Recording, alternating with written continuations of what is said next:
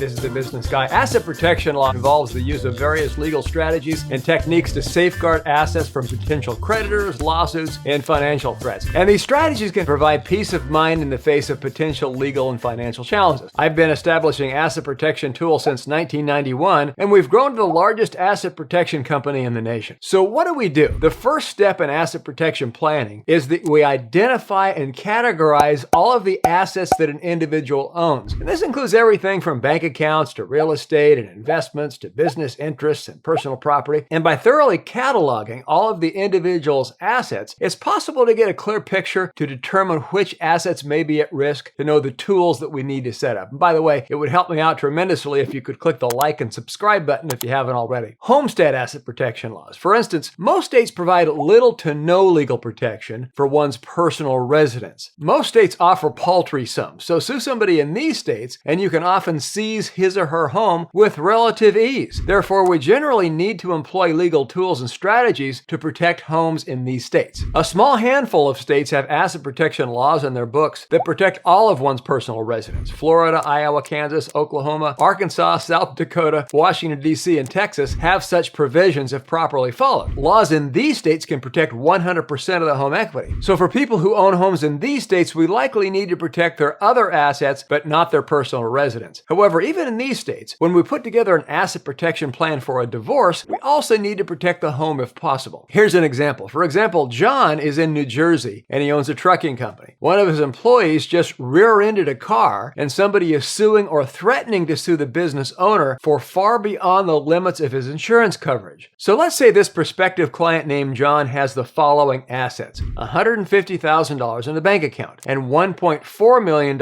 in a stock market portfolio. He and his wife have an $850,000 house that's free and clear, 2 cars that are paid off worth a total of $140,000, and they also have 2 rental homes worth $500,000 each with $200,000 mortgages on each one. So what do we do next? Once we identify a prospective client's assets, we evaluate the potential risks that may pose a threat to those assets. This includes identifying potential creditors or lawsuits that could target that individual's assets. It's also important to consider any potential changes in an individual's financial circumstances that may increase the risk of a creditor seizing their assets. For example, the prospective client that we just talked about lives in New Jersey, which has no homestead protection. So all assets, including his house, are vulnerable. Implementing asset protection law. After we identify the risks, it's time to implement asset protection law strategies. There are several legal tools and strategies that can be used to protect an individual's assets. This may include trusts, limited liability companies, and offshore asset protection tools. And each of these strategies has its own unique benefits, and it's important to carefully consider which option is best for an individual's specific needs and goals. So let's now talk about our options. Number 1, asset protection trusts. One popular asset protection strategy is the use of trust. Trusts are legal arrangements in which one person, the trustee, holds the legal title to property for the benefit of another person, the beneficiary or beneficiaries. The settlor is the one who establishes and usually funds the trust. There are several different types of trust. 2 broad categories include irrevocable trusts and revocable trusts. The irrevocable trust may have spendthrift provisions that aim to secure the assets that the trust holds. Each type of trust has its own specific rules and regulations, and it's important to work with an experienced attorney to determine which type of trust is best for an individual's needs. We do have attorneys on staff who may be able to help. Let's use the above example again. We might put each piece of real estate into a separate land trust. Whereas the land trust does not provide asset protection, it does offer privacy of ownership. And we'll talk about asset protection trusts later. LLCs. Another option for asset protection is the use of the limited liability company. LLCs are business structures that provide personal liability protection for their owners called members. This means that if the LLC is sued or incurs debt, the members' personal assets are typically not at risk. And LLCs are popular choices for small business owners and individuals who want to protect their personal assets from potential business creditors. For example, we may use the LLCs as the beneficiaries of the land trusts, except for one's personal residence. So the home and the 2 rental properties go into separate land trusts, and we set up 2 LLCs, 1 for each rental property. The LLCs become the beneficiaries of each of the 2 land trusts, 1 LLC per land trust. Offshore asset protection law. Now, offshore asset protection law is another strategy that some individuals may consider, and this involves transferring assets to a trust in a jurisdiction outside of the United States or outside of the country where you live. The goal is to make it difficult or nearly impossible possible for creditors to access the trust assets. Offshore asset protection trusts are some of the most powerful asset protection tools. Two of the strongest and most trusted jurisdictions are the Cook Islands and Nevis. In fact, our organization has established more asset protection trusts in the Cook Islands than anybody in the world. For example, we set up an offshore asset protection trust in the Cook Islands for this potential client. We place a Nevis LLC inside of that trust. That is, the Cook Islands Trust is the sole member of the Nevis LLC, and the LLC holds the bank accounts and investment accounts. The international bank offers debit cards and online access to easily access the funds. And then we record equity stripping lines of credit against each piece of real estate. Furthermore, we record a UCC1 lien against the business and all of its assets. If needed in the future, we have a third-party lender who can purchase the liens, and the lender places the proceeds into an inaccessible account within the offshore trust structure. Ongoing process. Now, it's important to keep in mind that asset protection planning is not a one-time process. It requires ongoing maintenance to ensure that an individual's assets are adequately protected and to address any changes in their financial circumstances. This may involve revisiting an individual's asset protection plan on a regular basis and making any necessary adjustments. In addition to the strategies and techniques we just mentioned, there are several key considerations to keep in mind when it comes to asset protection planning. First of all, timing is important. It is generally easier to protect assets before they are at risk of being seized by creditors. Once a lawsuit has been filed or a judgment has been entered against an individual, there are strategies we can employ. However, it may be more difficult to protect assets after the fact. Next, state laws vary. Asset protection laws vary from state to state. So it's important to work with an attorney who's familiar with how the various asset protection tools can affect you where you live. Offshore asset protection is one of the most powerful. There are ever-expanding theories of legal liability in the United States and many other nations. Thus, thousands of individuals employ offshore asset protection strategies. Select jurisdictions that have asset protection statutes that are much friendlier to judgment debtors than laws back home. Asset protection limitations. Another important aspect of asset protection law planning is understanding the limitations of the various legal tools and strategies available. For example, while domestic asset protection trusts can be effective in protecting assets from creditors, all of them are not foolproof. Many creditors successfully challenge domestic trusts in court and gain access to the assets they hold. This is where many of the offshore asset protection laws shine. Offshore asset protection trusts in the countries we mentioned have stronger laws than domestic ones to keep assets beyond the reach of domestic creditors. Legal and ethical. In addition, it is important to keep in mind that asset protection planning must be done in a way that is legal and ethical. Using fraudulent or deceptive tactics to protect assets can have serious consequences, including criminal charges and financial penalties. In short, protecting works, hiding